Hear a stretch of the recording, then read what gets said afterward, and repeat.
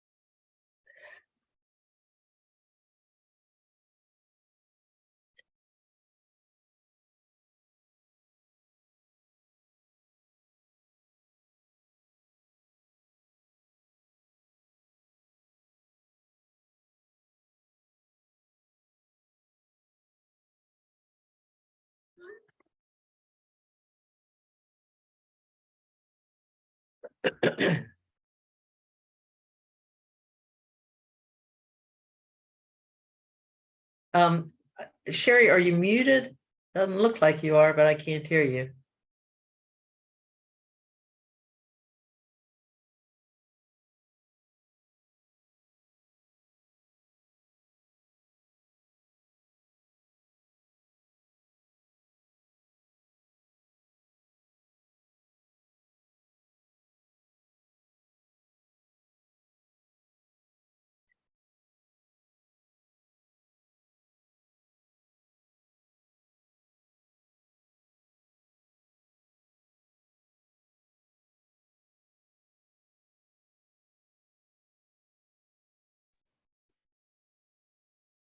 Hi, everybody.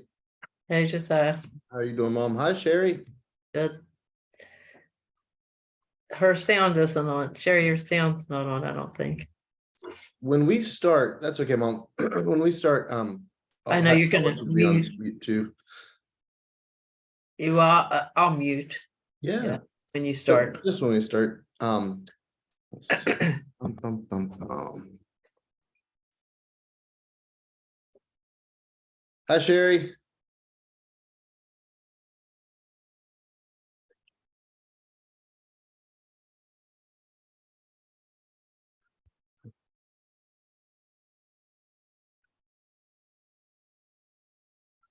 So Emily called and wanted to know where the other key to the car was, and I told her, and she got it, and she got in the car, and I don't know what happened, but then she locked the key in the car.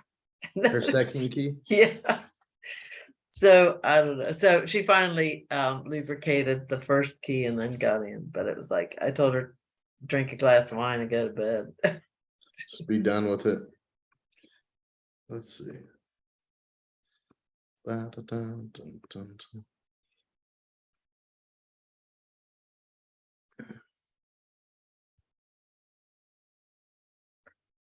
How many people are signed up so far? I think about 20. I think there's going to be probably about 20 people in this meeting tonight. Okay. I'm not, we'll see. Okay. but I think about 20 folks should. Are all of them, should I look for a roommate, somewhere else I can? We'll talk about that later. Okay. We'll talk about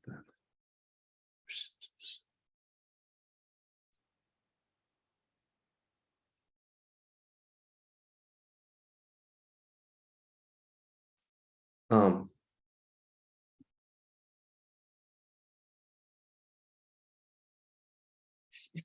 She can't hear us either?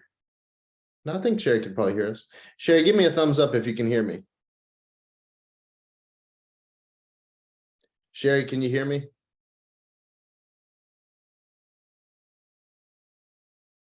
No, we can't. Mom, we're recording, so let's not you and I talk.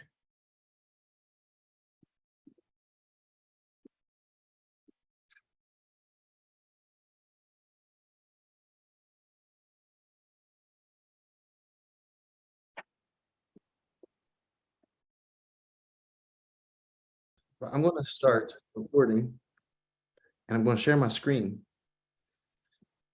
But I want to take you all with me to Israel. What's the best location? Here we go. I want to take y'all with me to Israel. So this is the third trip.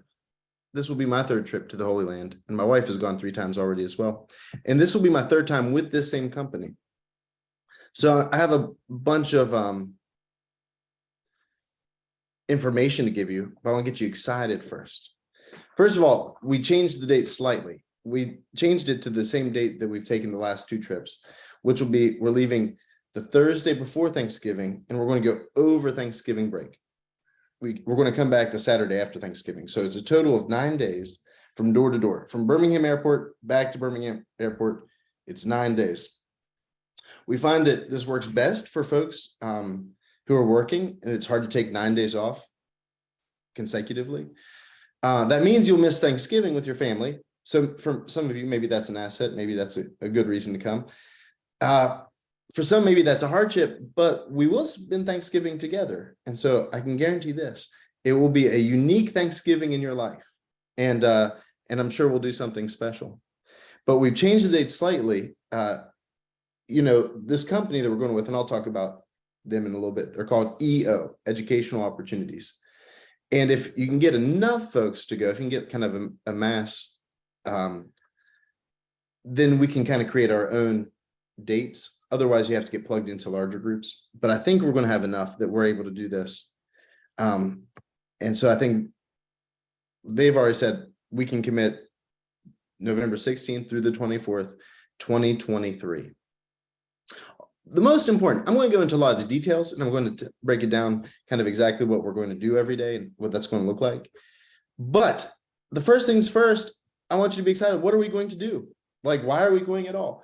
This is, here's kind of our basic itinerary. But this is the place where Jesus lived. This is the place where, like, since you were a little child, you read every single story about Jesus, about the Old Testament. You're reading about these places. We're talking about it every single Sunday. You've seen pictures of it your whole life. And to go and actually stand in those places, to breathe that air, to smell the smells, to like physically touch the limestone bricks in the walls is really transformative. It's really profound. I think every Christian should go to the Holy Land. It's not exactly a pilgrimage because we don't believe that Jesus is still there. So it's not like you have to go, but it's a place like where it comes so alive. It really becomes this whole new dynamic of, in the same way that maybe if you go to the Louvre and you see the Mona Lisa in person, you say, wow, I've seen pictures of the Mona Lisa, but to like stand in front of it is, so awe-inspiring. So it's 9-day total trip from door to door. And a lot of that is traveling. So the first day and a half, 2 days, is going from the United States to Israel. It's a little bit wonky because we'll fly from Birmingham or wherever you're at. The goal is to get to New York City. And from New York City, I think from JFK, they have an overnight flight. The way the world turns, it's a weird experience because from here to Israel is like a 10-hour flight. But we'll leave at like 6 o'clock at night or something, or 7 o'clock at night, or 8 o'clock at night. And we're going to get there at like 6 o'clock at night just the way the movement of the earth, that one shot deal, it's discombobulating. And so the best thing to do is, even though you get on the plane and you're like all amped up and you're all excited, for me, the best thing to do is take like a melatonin or something and try to sleep as much as you can, even though once you get there, you're going to go back to sleep. But we're going to leave and arrive on the second day and go to bed. And then the adventure begins. The first night, we're going to stay in Bethlehem, which is in Palestine. So we're going to go into the Palestinian territory. It's safe. It'll be abundantly safe. Palestine is broken up into different sections, and there are safer areas than others, but the area around Bethlehem is going to be perfectly safe for us. But it is, a deeply impoverished place. And you're going to notice, as soon as we leave Bethlehem, as soon as we leave and we drive through the gates back into Jerusalem, it goes from third world country to first world country, just driving through the gates. So there's going to be a huge difference in the hotel we stay in Bethlehem versus where we stay and the food we eat everywhere else. Everywhere else, the only time we're going to be in Palestine is just going to be at that one shot deal, staying in Bethlehem. But of course, that's where Jesus was born. And so that's where the Church of the Nativity is. And I think it's really profound life experience to go into Palestine. You're hearing about the geopolitics all the time, and to go and actually see it, and actually see the walls, and to see the guard towers, and to see the policing that goes on is really profound. The next day we'll go to Qumran, the Dead Sea, and Jericho. I'm guessing that night we'll spend the night in Galilee, on the Sea of Galilee, probably in Tiberias. But Qumran is the area where John the Baptist was. So last week was the baptism of Jesus. So Qumran is the place where we think John the Baptist probably hung out. It's where they found the Dead Sea Scrolls, and it literally overlooks the Dead Sea. So from Qumran, we can look down and we can see kind of the water. Then we'll go to the Dead Sea. It's really kind of gross, but also kind of awesome. It is the lowest point on earth, and it's been shrinking over the last 50 years to where it's, just a fraction of the size it was. But it's also, the Dead Sea. So it's like they're so thick with salts and minerals. It's a pretty funky experience. But if we go, I'll definitely get in the water and float. And then we'll go to Jericho. And Jericho is one of the oldest cities in the world. I think that they claim to be the oldest walled city in the world. Of course, that's where the Israelites crossed, as they're coming up into the promised land, and they were led by Joshua. They crossed into Jericho. The walls of Jericho came tumbling down, and they crossed in. So then we'll have a Galilee adventure it says the third day, but I mixed up the numbers. That'll be like, I guess, the fifth day. Then we'll have an adventure around Galilee. The Sea of Galilee is like quite small, so we'll be able to hit kind of all the hot spots of Galilee. We'll go and see where the traditional place where we believe Peter's mother lived. We'll go and see different places on various seashores. We'll go across to the Gentile section where it could have been that Jesus was casting out demons. And we'll probably take a boat ride across the Sea of Galilee. Between those 2 days, one of those places we will get into the Jordan River. And so if we want to renew our baptismal vows, say our prayers, to go from the Dead Sea to the Sea of Galilee, we're going to follow the line of the Jordan River straight up to the Sea of Galilee, where you have the country Jordan on the other side, and we'll pass the West Bank on one side and the Jordan country on the other.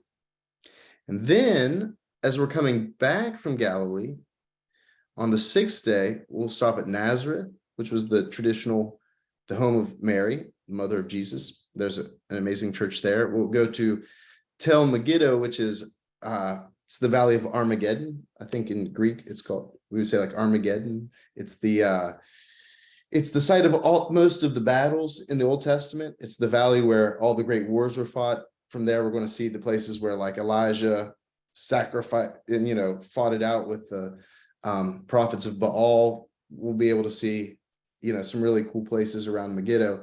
It's also where a lot of just world history passed through, whether it was the Egyptian armies or the Assyrian armies or the Babylonian armies. They were all kind of fighting and marching through Megiddo. And we'll go to Caesarea Maritima. Caesarea Maritima is something that was built by King Herod. There's a beautiful amphitheater that's been really well preserved. There's the harbor that he built. And it's a chance to kind of take us back to those Roman days and see some of the Roman construction on the way to Jerusalem. And then we'll spend 2 days in Jerusalem. In Jerusalem, there's just an abundance of amazing places. So I'll show you some things. So like here, we have a picture of the Wailing Wall in the top left corner. There's the Wailing Wall and the Temple Mount, and you see the Dome of the Rock. That's that kind of golden dome. It's a mosque for the last 1,000 years or whatever. And the Wailing Wall is the best preserved and the largest retaining wall from what was the original second temple that King Herod had rebuilt. Right below that picture, you see kind of Qumran. You see the deserts near the Dead Sea and surrounding the Dead Sea. Here's a really pretty picture at the top right corner of the Dead Sea that it doesn't always look like that, but you can just see like the salt, just the thick salt deposits. And on the lower right-hand side is the Church of the Nativity in Jerusalem, or in Bethlehem. So, a lot of these places we go to, it's like, well, we don't know if Jesus was born right here, or if he was born 5 feet over this way, or if he was born 20 feet in that direction.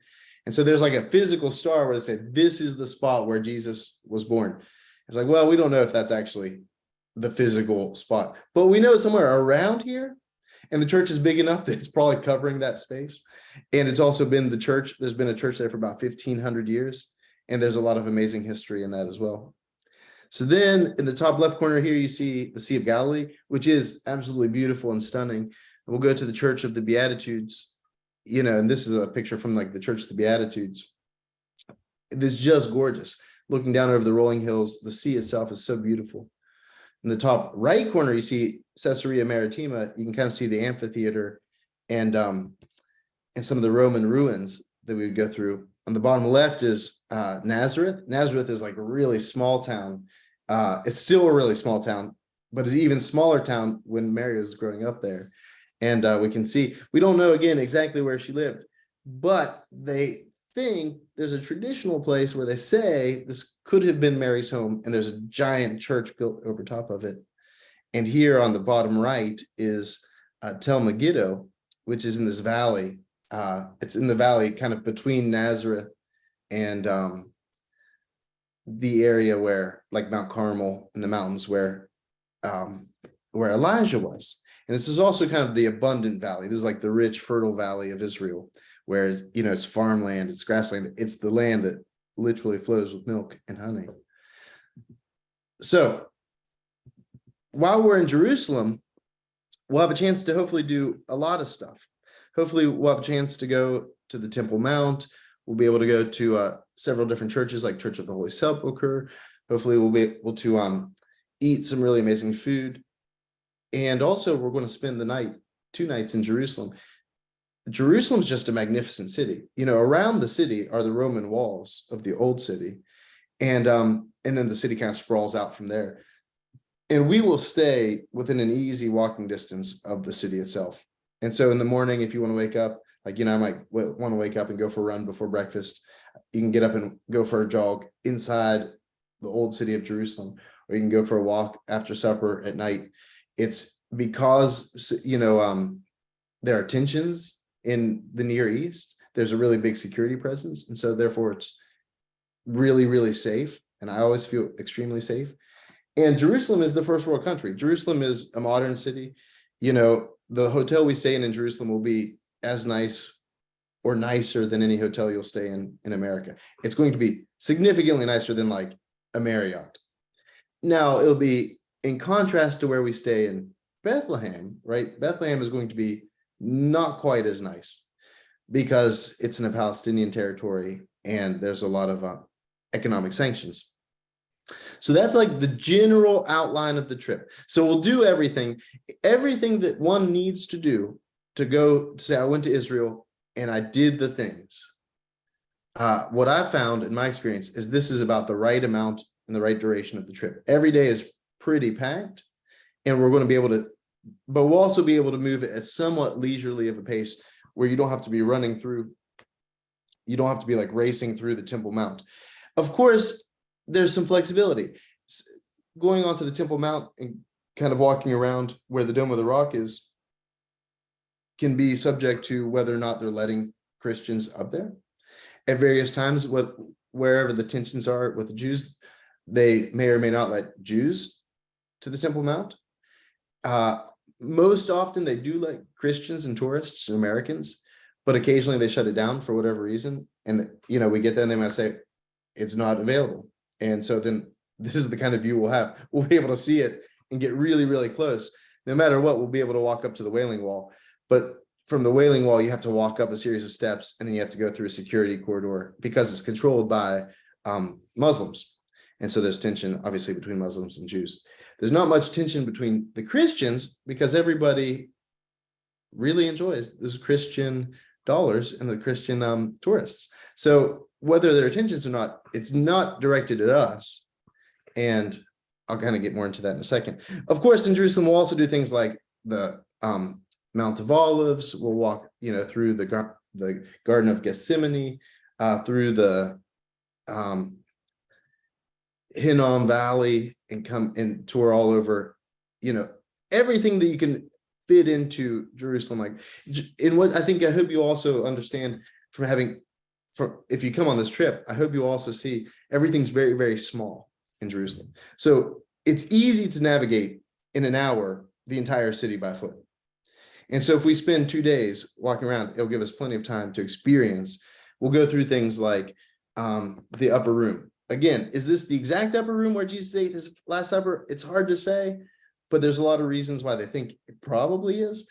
We'll be able to go to Caiaphas' house, where I think it's very reasonable to say this is the dungeon where Jesus was held when Jesus was arrested and after the Last Supper. So we will be able to see that dungeon and go down and experience that. So, big question, how much does it cost? It's hard to say exactly until I know a final number of how many of us are going. Because as they're putting the trip together, it depends on the bus size and it depends on the hotels for these dates. And so I want to get an exact number of how many people are coming before we can lock it down. But it's going to be about 3,500. It could be a little less. I doubt it'd be more, but like if you budgeted for about 3,500 for the entire experience, I think you'd be safe just budget wise. It'll be about 3,500. Hopefully it'll be a little less. What does that include? That'll include everything. That'll include from the time you get dropped off at the airport until you get picked up. Of course, like in the airports, you'll have to like buy your own food. But like once you land, well, I should say it covers everything from arriving in Israel airport to being dropped off at the Israel airport. So if you want food in New York, or if you want food in Birmingham, that's on you. But that covers literally everything, airfare, it covers insurance, that'll cover all the hotels, the buses, all the meals, everything you have in those 9 days. Again, I want to emphasize that, like, if you're not great at flying, it does take a lot. There's not going to be much time for acclimating.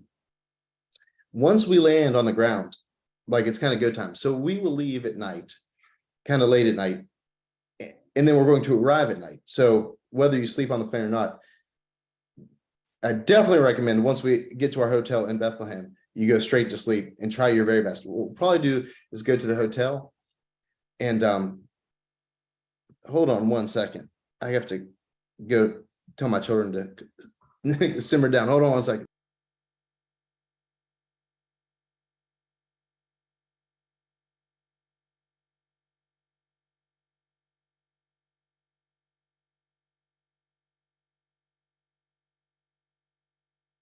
All right. Sorry about that. So share my screen again. So it'll be weird flying times. And then when we wake up the next morning, it's go time. So like there's some jet lag involved, although I think the jet lag is usually worse coming back, but it's not easy. And if you're somebody who like really suffers with jet lag, or, that's something to take into consideration. it's a limited time period, and so there's not a ton of time for adjustment. I've never found it that hard going because I try to sleep as much as I can on the plane. And as soon as I arrive, it doesn't matter how much I've been sleeping. I try to sleep at night as soon as we get to Israel. But if you're able to take something like melatonin, that kind of takes the edge off or makes it a little bit easier for you to fly, that'll make life a lot better. There will be lots of walking. And I recommend that you share a room with somebody. You don't have to share a room, but it's a lot more expensive to not. I think it's something between $600 to $800 more expensive to have your own room. Hey, if that doesn't bother you, that doesn't bother me. And I celebrate you. But if you can, and we'll find out who all's coming, and if there are uneven numbers, we'll try to pair people together so that we can make it work. It's going to be a lot less expensive to share a room with a friend. So the best thing you can do is bring a friend. There is lots of walking. There's going to be between 4 to 6 miles a day of walking. There's also a lot of bus riding. So like, let's say we're in Qumran. We're going to have to drive from Bethlehem to Qumran. That's going to be at least an hour and a half, 2 hours on the bus. We're going to have to, then we'll walk for an hour, hour and a half, 2 hours. Then we'll get it back on the bus. Then we'll walk for an hour or 2 hours. Then we'll get back on the bus. Then we'll walk for an hour or 2 hours. So it's not all continuous, and it's not going to be like, November will be pleasant weather. It won't be insufferably hot, but it's going to require like 4 to 6 miles a day. Personally, like when I'm in Jerusalem, I'll probably work out at the hotel gym in the morning before breakfast, or I'll go for a run or do something active beforehand. So I don't think like it's an overwhelming amount, but if walking is a struggle, you're going to miss out on a lot of things. You can obviously stay on a bus, but you're going to miss all the adventures. Walking down the Mount of Olives to the Garden of Gethsemane, it's a trek. And so we're going to walk, 2 to 3 hours at a time, especially once we get to Jerusalem, because everything, like, we can't ride a bus inside of Jerusalem anyway. But once we get to Jerusalem, everything's on foot. That'll make more sense when you are there and you can see it, but it's really just alleyways. And so we might spend those 2 days walking most of the day. That's something to kind of also keep in mind. There will be only foreign food.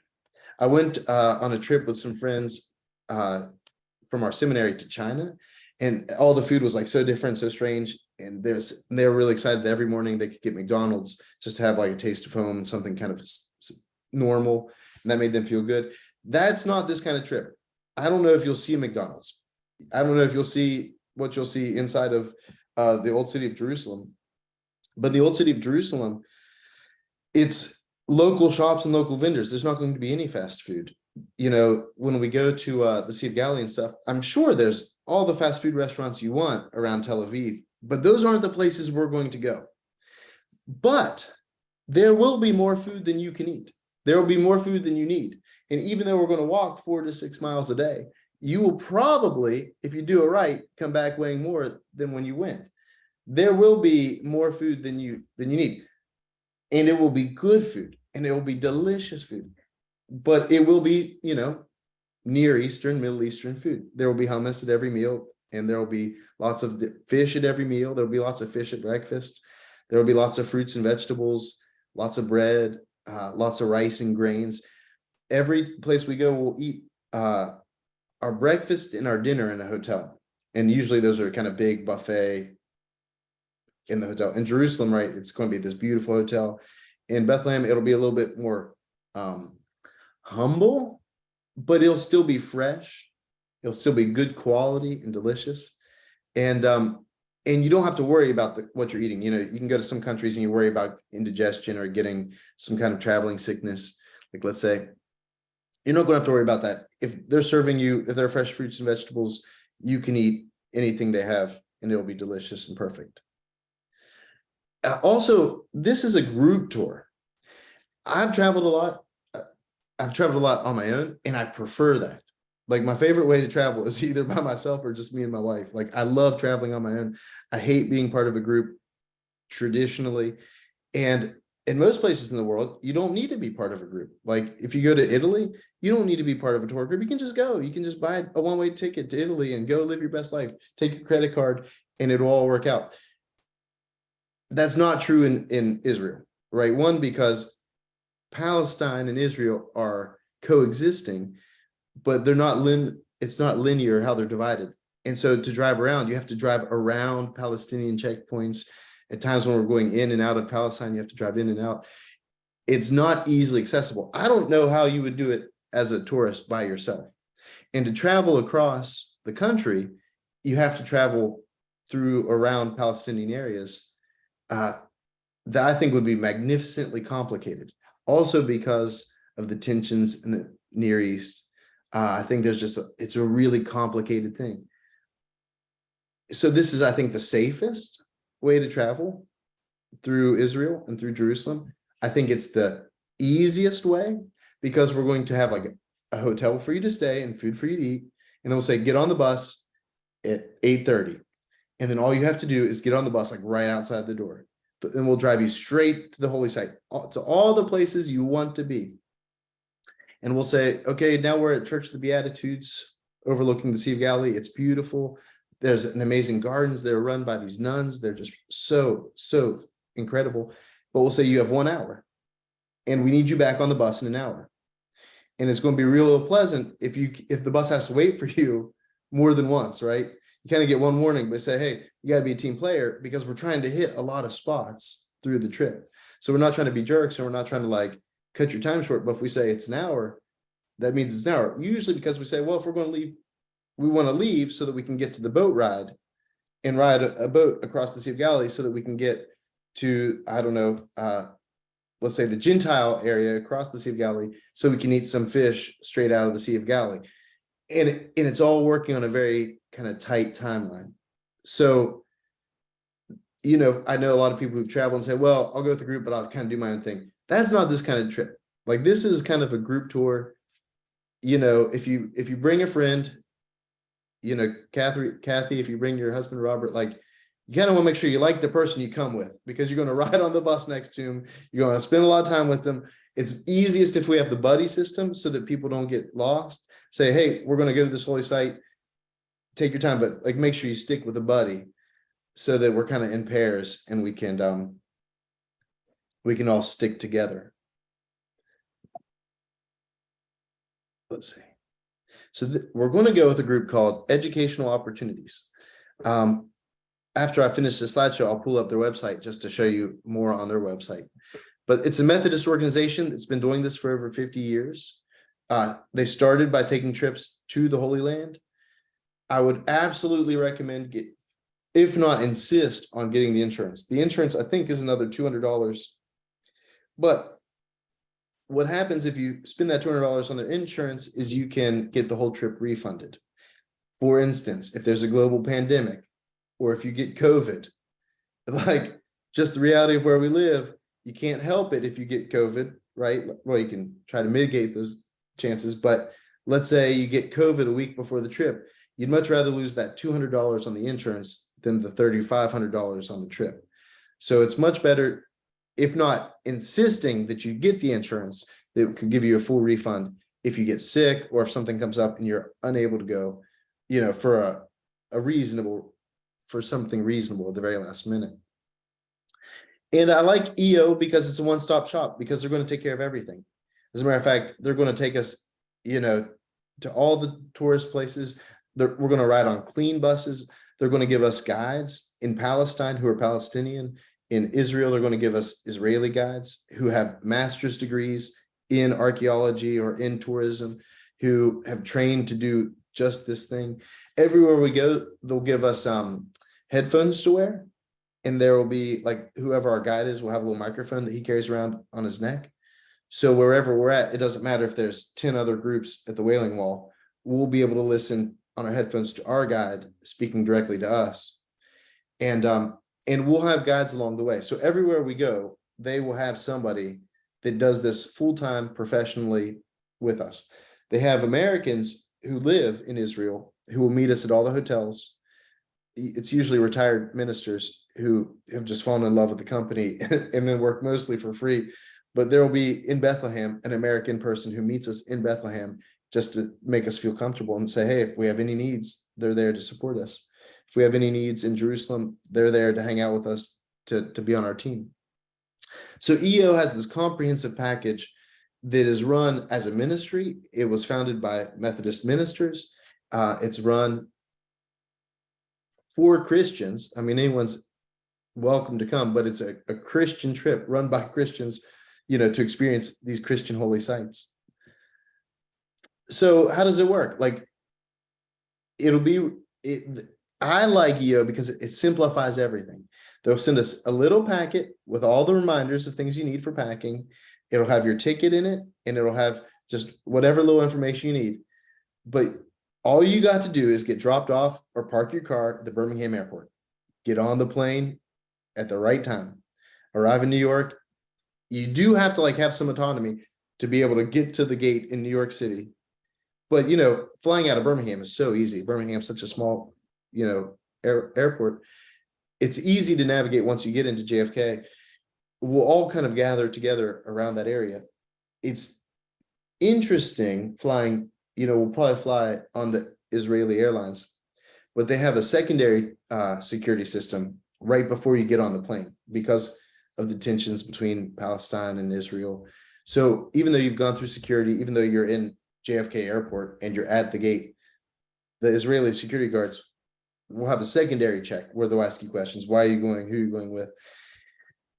But then that's it. Once we arrive, we'll all kind of be sleepy and kind of tired and exhausted, and we'll kind of drag our limp bodies through the airport in Tel Aviv to the baggage claim. And there will be somebody waiting for us in the baggage claim with a big sign that says, St. Thomas Episcopal Church, Birmingham, Alabama. And he's going to be there and he'll help us get all of our bags. And from that moment on, you don't have to worry about anything. We'll grab our bags, put them on the bus. The bus will be waiting right outside. And then from that point on, you are kind of taken care of. You're in the EO, under EO control. Until that moment, they take us back to the airport and drop us off again. As far as what do you need? Very little. We're going to stay in, most likely we'll stay in 3 different hotels, and we're going to have to navigate, at least 4 airports, right? Birmingham, JFK, and then Tel Aviv and back. So I guess kind of 6 times we'll be in different airports. I would recommend bringing as little as possible because you will need to carry everything you bring. And it will get increasingly heavy every time you have to pack up from one hotel to the next. You don't need a lot because you just need some fresh, clean clothes, and a toothbrush, but you will have to carry what you bring. So obviously when we're taking day trips, obviously if we're walking down the Mount of Olives, we're not going to be carrying our stuff with us, but every day we're going to have to put our stuff on the bus to go to the next hotel or whatever. So what do you need? Not a ton. You need your camera. You need maybe your sunglasses and maybe some swim trunks if you want to swim in the Dead Sea. What are the accommodations like? In Jerusalem, it's going to be great. In Jerusalem, it's going to be really nice. Even though Jerusalem is the old city, it is a modern, everything outside of the old city is as modern as you want. As a matter of fact, to walk at the hotel we stayed in last time, to walk into Jerusalem and through the gate, there are several different gates around Jerusalem. We actually walked through this brand new mall. There was the Gucci stores and Prada stores and, Rolex stores. I mean, it was this high-end, super fancy, super expensive store, the kind of mall that you'd have to walk through just to get to the entrance into the gate into the old city of Jerusalem. The hotel itself will be beautiful and comfortable and more than you need. In Bethlehem, it'll be as nice as anything there could be offered in Bethlehem. It's not going to be at the same level because, again, the economic impact from the geopolitical reality is real obvious. It's going to be clean. It's going to be safe. It's going to be safe to eat whatever food is served. It's going to be delicious food, but there will be some disparity. And around the Sea of Galilee, there'll be something in the middle. Tiberias is the main city. And so if we stay in Tiberias on the Sea of Galilee, it will be something in between the two. It's a little bit of a smaller town than Jerusalem, obviously. Like I said, with the food, there'll be plenty of options. There should be something for everybody. There will be lots of meat and cheese and fish at every meal. There'll be lots and lots of vegetables. There'll be lots of rice and grains and options. It will be Middle Eastern. If you haven't eaten Israeli food, I'd recommend going to Eli Jerusalem's down 280. Eli has, I think, some of the best food. Eli's family is connected to St. Thomas, and I think it's one of the nicest restaurants in all of Birmingham anyway. But go and eat everything on the menu. Go and try one of everything. And what's wonderful about the food at Ellie's is that's exactly the kind of food you can expect to eat in Jerusalem. You can expect to eat the salads, all the salads that Ellie serves. You can expect to eat the pita, the gyro meat, everything he serves is absolutely exactly what you'll see in Jerusalem. But you will have to be flexible. What you won't have is fast food. Probably won't have fried chicken or hamburgers. And most of the places we stay will be kosher, in the sense there will be cheese and might be meat, but it'll be kosher, and maybe it'll be separated or on different tables. And so, the way that impacts us, Americans, the first thing people think about is cheeseburgers. You won't have cheeseburgers. But there's a lot of other kind of kosher foods that you won't see. Personally, I've never noticed a big difference. And when I've come back to America, it's not like I'm rushing to eat any special food.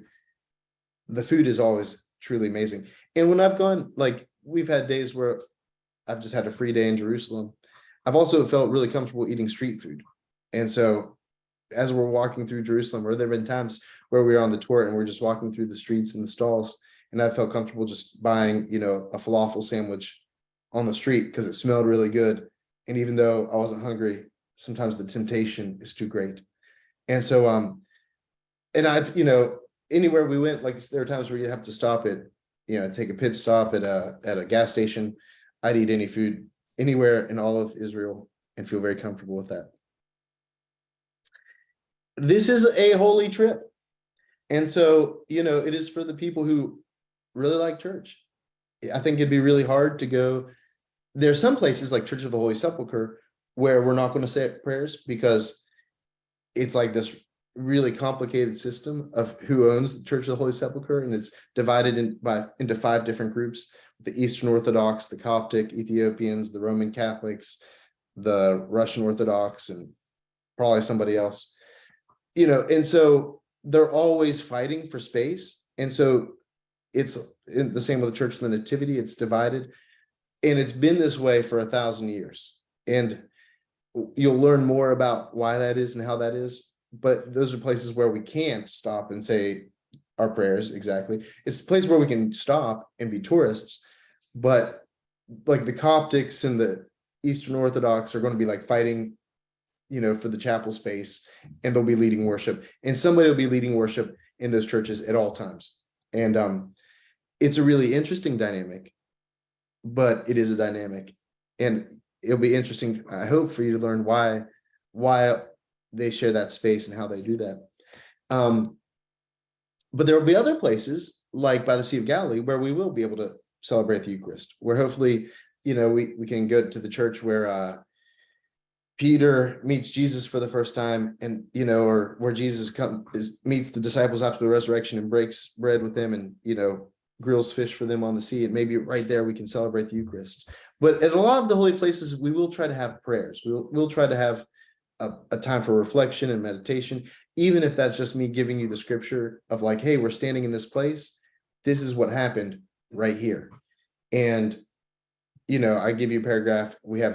It might be a 5-minute reflection in some places. It could be a 30-minute reflection in some places, depending on kind of what's allowed and what's appropriate.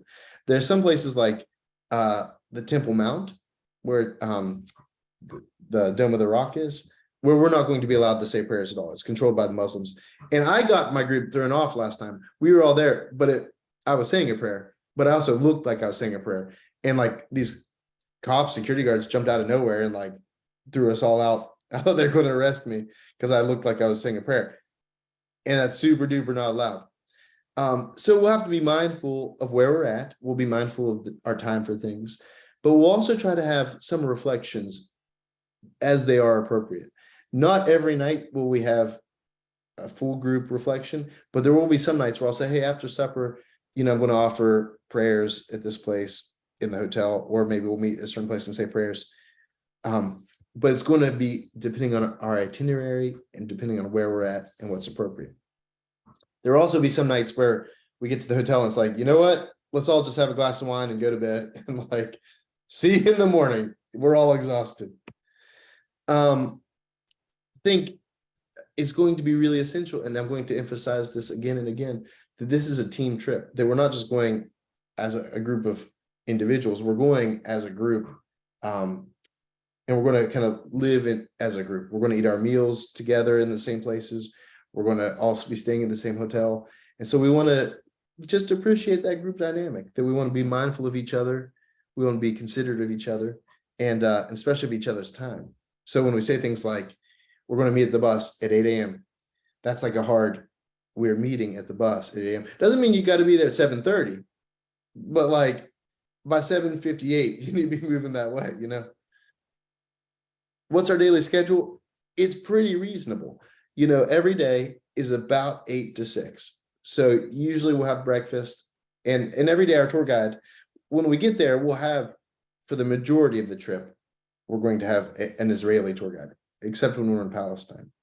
But the tour guide will tell us, hey, we're going to meet at breakfast at this time, 7:30 to 8:30 or whatever. And then at 8:30, we're going to get on the bus. So every morning, but it's about 8 to 6. I've never found it exhausting. Where it moves at a pretty reasonable clip, that we're never going to be walking for 7 hours straight, or, we're walking for 10 hours and you're ready to drop. After a few hours, either we're going to transition to something else, or we'll transition to the bus where we'll go to the next destination. There will be lots of walking, but there will also be lots of bus riding, to go from Jericho to Galilee. That's like a 2 or 2.5 hour bus ride. It's also, a good portion of the length of Israel. Israel's just a really small country. But look, we're going to be on a bus. Those chances to be on the bus are great for napping. It's great for reflection. It's great for talking to your friend that you brought with you. It's also great just to look out and see the countryside. By the time we get back to Jerusalem, we will have made a significant loop of the body of Israel. We won't have gone to the very northern tip, and we won't have gone to the very southern tip, but we will see the body of Israel in most of its glory. The one area that we won't see is Tel Aviv, which I've never had a problem with because it's a modern city that doesn't really call to my my interests in the Bible. So what do we need to do? We need to be flexible. It's going to take a lot of flexibility because every day is going to be something different. Every day is a completely new adventure. We need to be respectful of being in the Near East, and that we are kind of entering the space that is tense. It's tense between Muslims and Jews. It's tense between different factions of Jews. It's tense between the religious and the non-religious. It's not that tense between anybody and Christians. Nobody cares that much about us. As a matter of fact, the first time I went, I was kind of offended at how little anyone cared about us.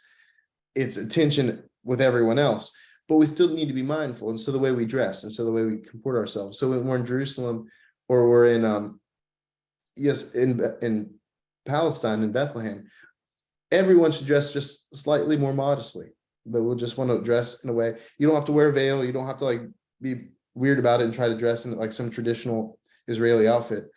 Just wear something that's kind of modest, and everybody knows that. I mean, obviously, when we roll up to a Christian holy site as like a giant group of Americans, they know who we are. And so we don't have to wear special things, but you will need to be respectful of the culture. At least one day, you should at least have one outfit that covers most of your body. Whether or not we can go to the Temple Mount or not, I'm not sure. But if we go to the Temple Mount, I don't think women will have to cover their heads, but I think you will have to have like most of your body covered, which it'll be late November, which is probably how we'll be dressing anyway, wearing pants and jackets and stuff, because it'll be, kind of cool and nice. and just be mindful. And we want to be mindful of kind of all of our surroundings. You know, I was thinking about this today. I was going for a jog early in the morning. I said, you know, last year we had 150 people killed in Birmingham, Alabama. It's like a very dangerous city in America. Although I can go for a run in the morning, one, because it's where I'm running in Homewood. It's two, I'm running in the morning, you know, and I'm running in my neighborhood. It's the same way in Israel, that there are issues and there are challenges that they face. We're not going to be in any dangerous situations. We're not going to be exposed to that, but we're going to be mindful of our surroundings. We're going to be mindful of what we do. And we just want to be mindful of everyone around us in the group as well. You don't have to tell me 100%, Josiah, I'm coming, and I'm not going to change my mind, and I'm not going to get COVID. But I would really love to know by January 25th if you're pretty sure you're coming. You can always back out. You can always not come. But I'd like by the 25th, if there's a general idea, if you think, yeah, I think I can do this, given the information, having thought about it, prayed about it, that's 2 weeks from today. With that information, I can go to EO and I can start to establish all the firm, you know, they can start to put down all the hotel reservations, start to book hotels, what size bus, you know, the cost of the trip depends on how many people come, depending on what size bus we need, if we need a short bus or a big bus, or we split the bus with other people and other groups that get attached to our group. So if you can let me know by the 25th, your general sense that, yeah, I'm in it, or no, I'm not, that would be really helpful for me as we continue to plan this. But again, I understand, like, things happen. Hey, all of a sudden we found out we're pregnant and we're not able to travel, or hey, I found out, you know, I have a chance to go see Taylor Swift in concert, and you know, that's a priority for everything. Hey, I understand, but if you can think about it over the next 2 weeks and start to let me know, that'd be really helpful. I'm going to stop sharing my screen. And if you have any questions, I invite you to unmute yourself and ask.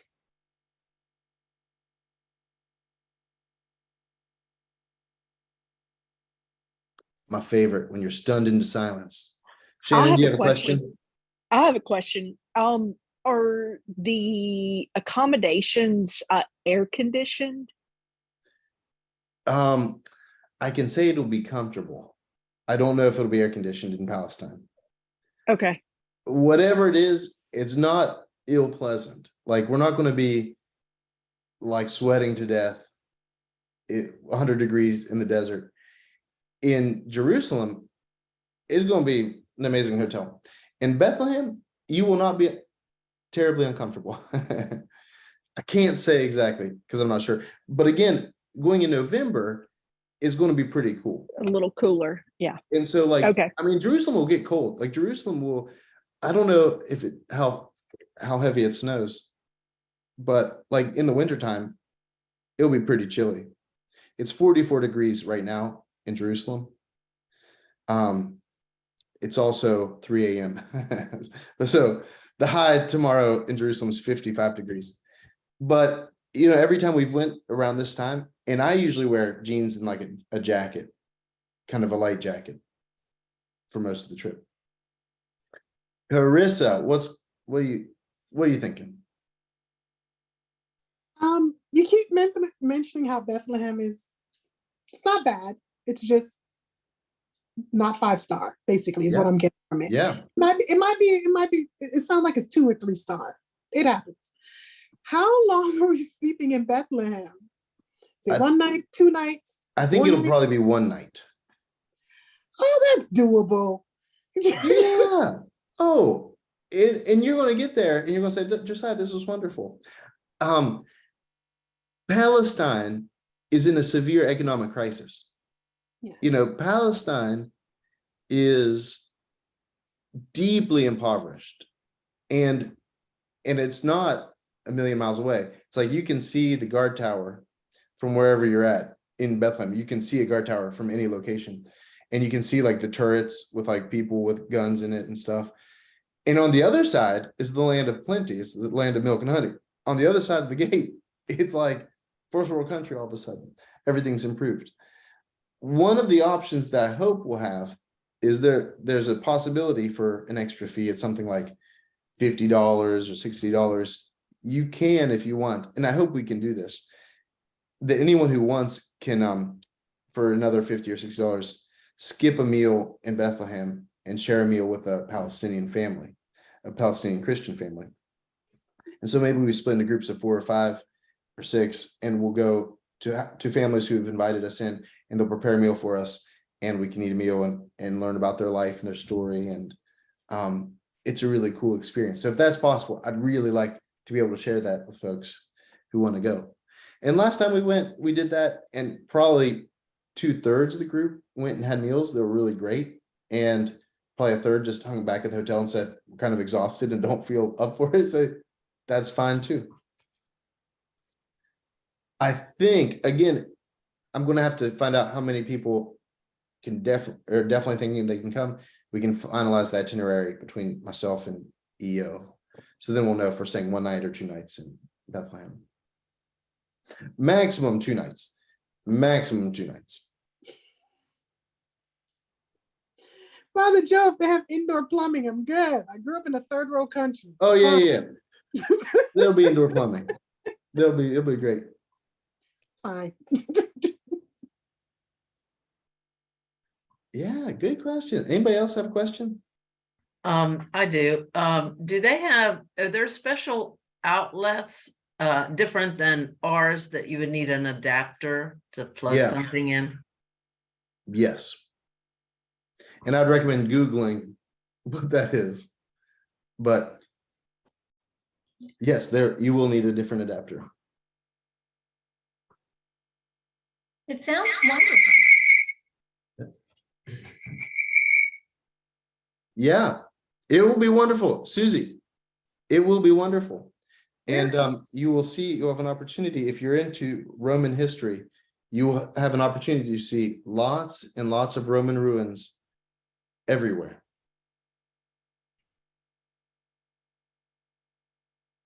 Sure. Sounds wonderful. Amen. Any other? Josiah, I have one Yes. question. Yes. This is Joni. Hi, Joni. There was a section where you talked about the flights and being dropped off at Birmingham and then getting to JFK. Is everyone flying on the same flight? So you're still in a group, it's just you're navigating JFK as a group, or you literally by yourself in JFK? No, we will all fly out of JFK together. And But- they'll but give you a the- couple yeah, options. the- When you start planning, when like you say, yes, Josiah, I'm gonna go, we'll finalize the itinerary, and then I'll give you like a link to a website on EO. And you'll go to the website and I'll give you all the information. I'll say, here's like the ID number you put in, here's the information you'll go through, and you can pay for the trip right there. But then somebody will contact you and they'll say, hey, Joni, I got your information. Here's 3 different flights to JFK out of Birmingham. You know, what makes sense for you in your life? And so you'll kind of coordinate that first flight, but we will all fly together on the same flight from Israel or from JFK to Israel.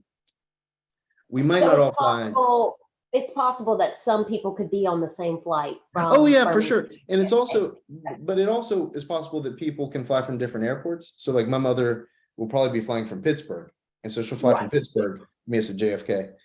And so we might all fly. It could be that we all fly together from Birmingham. It's but not necessarily.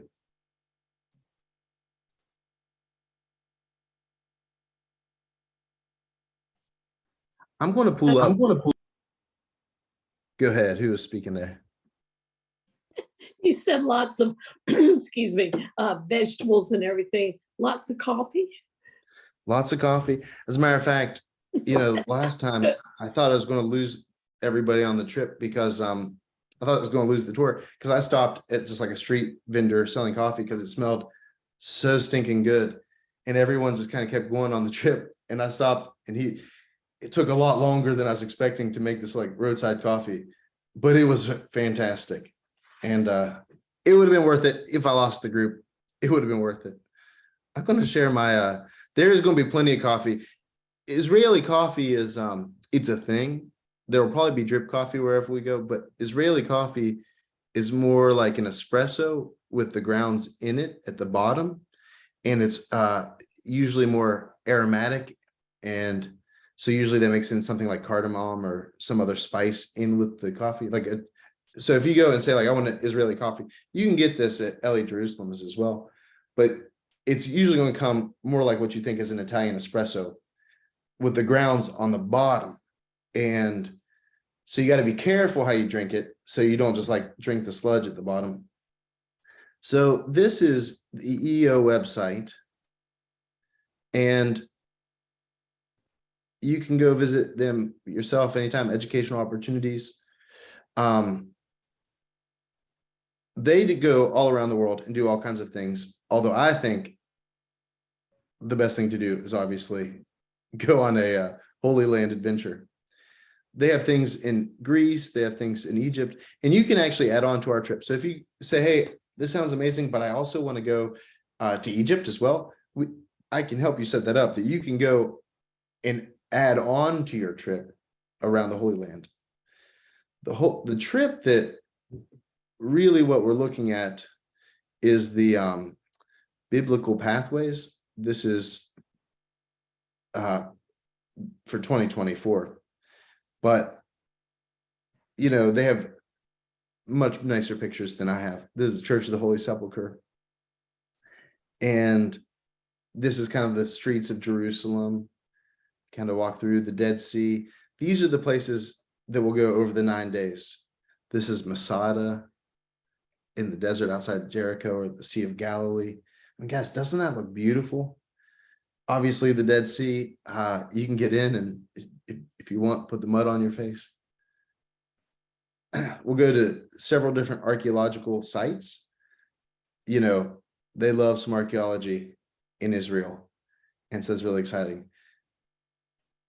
This is Caesarea Maritima and the Jordan River. So, this is what's included in their trip. It's an all-inclusive pricing. It's the entrance and program fees. So it covers all the, there are fees to go into different places, but it's covered in all of this. Headsets, breakfast and dinner every day, first class hotels, guided tours. Oh, I guess we may be responsible for lunch on your own every day. I can't exactly remember, and I'll sort that out. But there are several times where we stop at places for lunch, and I think we may be responsible for paying for lunch on our own every day. I'll confirm that. But you can see if you go to the website, kind of what's included, and this is the itinerary. Then, of course, if you wanted to, and you can see different dates they offer.